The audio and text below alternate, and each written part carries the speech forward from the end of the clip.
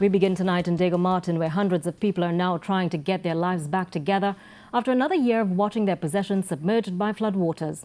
Many residents say it was the worst they've ever seen, while others are ready to pack up and leave, having gone through this experience before.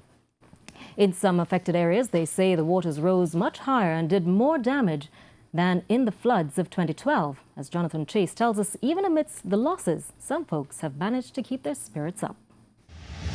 One of the hardest hit areas in the early morning Diego Martin flooding was Jean Avenue near Patna Village.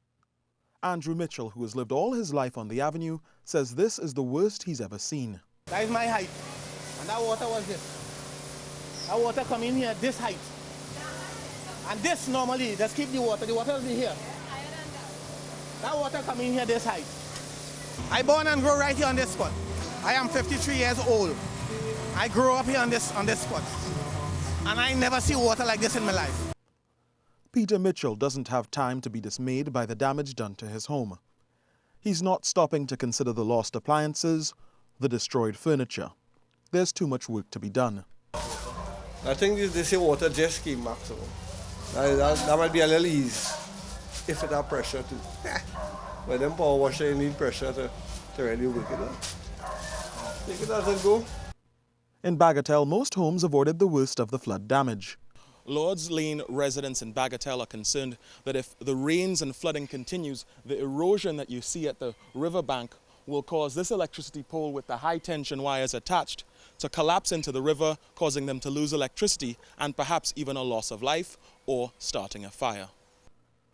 Gregory Thomas says the rains and high winds knocked down a tree near his home, a tree that is now blocking the waterway a few feet away from his home. I am very much afraid that if the rains were to come with this log there, that I will not only water, but snakes, and we have some very mean snakes in this area.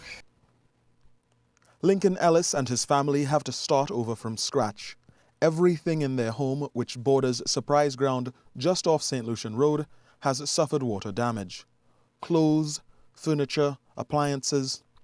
All they have left is their health. Mr. Ellis has had enough. He won't put his family through another rainy season in this location. I need to get out of here because it's year after year suffering the same thing.